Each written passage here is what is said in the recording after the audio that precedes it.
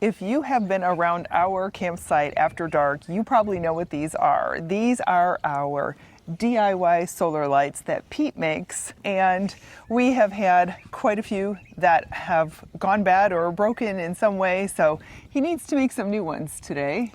That's the goal today. I got to replace a couple of these that have broken, and yeah, some of them are just kind of worn and they need to be repainted, redone a little bit. So that's the project for the day. So the funny thing is that when we have these around our campsite and people come over and see them for the first time after dark, we're lit up like, you know, landscape lights. They usually laugh, you know, first response. They do. They don't Make fun of them. It's cool. Yeah. Make fun of us. I'm used to that. It's okay. So the funny thing though is that I make them gifts.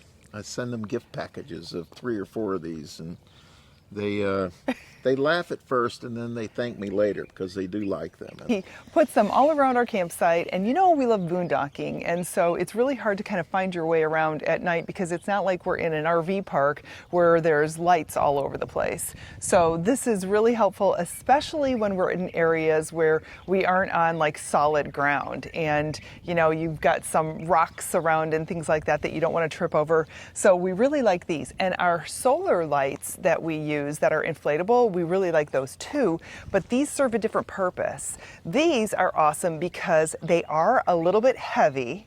Not too heavy though. They're not too heavy to transport, but they're heavy enough that we can set them on the ground and they're not going to blow over in the wind unless it's a super, super windy night. So this is an awesome solution because they are light enough to easily carry around, but they're heavy enough to be able to withstand some winds. They might blow over in a really windy condition, but you're not going to lose them. They're just going to knock over and then you pick them up the next day. So they're really simple in that way. The other reason that we really like these is they are basically 2 pieces. We put them together when we get to our campsite. During the day they charge up, and then at night we've got perimeter lights all the way around our campsite. So I dig it. People laugh at us sometimes, but I think it's a great idea. We don't care. We don't care. Yeah. They're really nice when you want to light up a trip hazard and you've got a bunch of trip hazards all over the place, whether they be rocks or a campfire grate or something like that. Also, it's great for lighting up any kind of lines that you have when you tie down things like your awnings and things like that. For wind purposes, those are, I think, called guy lines. I don't know.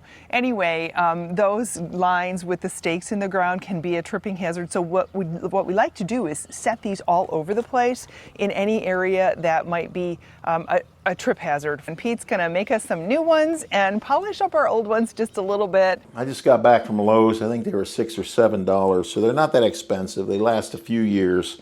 I've got a piece of wood. It's like a 2x6. I'll cut these things square here, drill a hole right in the center, and this will be sufficient enough base that these things won't topple over in the wind. So I'm going to start marking these up, drilling holes, and we'll see how they come out. We need a radial saw. Got a little T-square. Got a tape measure, some paint. I've got the actual lights themselves that I just picked up over at Lowe's. I've got a 1-inch wood drill bit, a clamp, and then a pen so I can kind of scribe on the wood after I measure it. So I want these things to be square. So these are, turned out they were about 5.5 inches here. So I'm going to make them 5.5 inches this way. I'm going to mark the spot right here.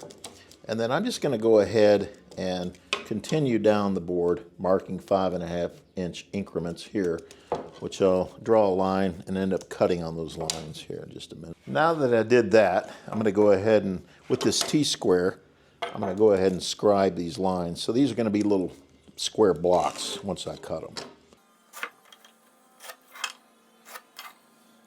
Next thing I'm going to do is go 2 3/4 inches in each of these blocks so I can find the center, so I know where to drill. So I'm just going to mark these here along the way.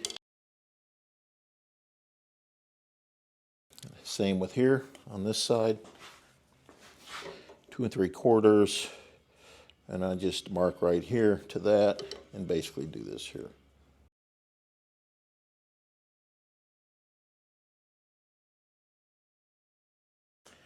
So I'm going to go ahead and use my electric drill. I'm not going to use my cordless on this project. I'm going to go ahead and put the wooden drill bit in here, and then we're going to just one by one drill holes. These are 1-inch holes, and these are exactly 1-inch anchor points on these lights. So we're just going to put these holes right dead in the center here on all of these, and I'm doing that because it's a lot easier to drill these holes when you're dealing with a long piece of wood that's somewhat stable. So I've done that before where I've cut them first and then tried, and then it's a little bit more difficult. You get these wooden blocks spinning and stuff, so it's a lot easier to do it this way.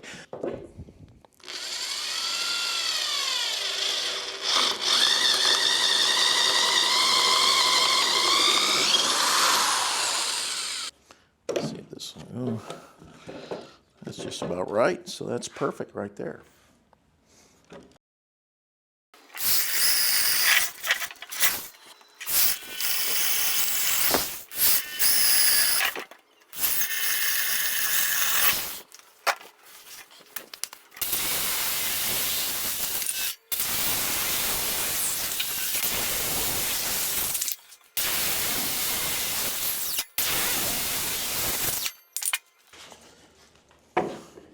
We're going to sand them up a little bit, cut off the rough edges here, and then they're going to go to paint.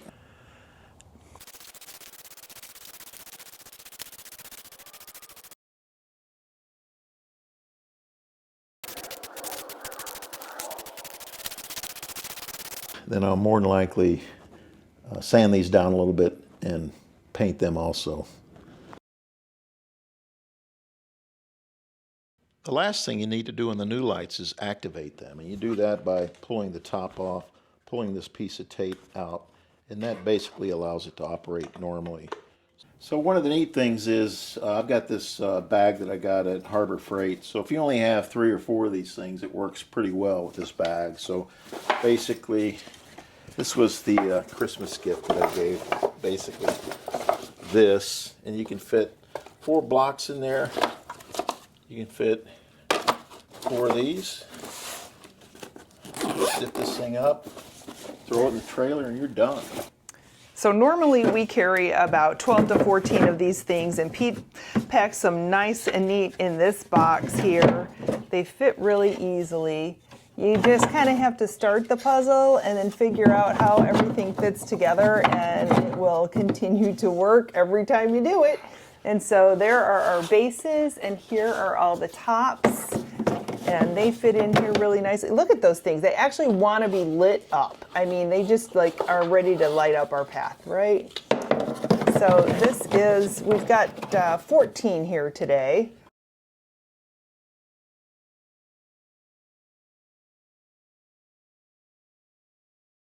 This thing's done. All right, so that means that we are ready to put these into the basement. If you haven't seen that video where we talk about how Pete has organized our basement in a way that he can actually find something blindfolded, you need to check that out. I'll leave a link in the description below for that video.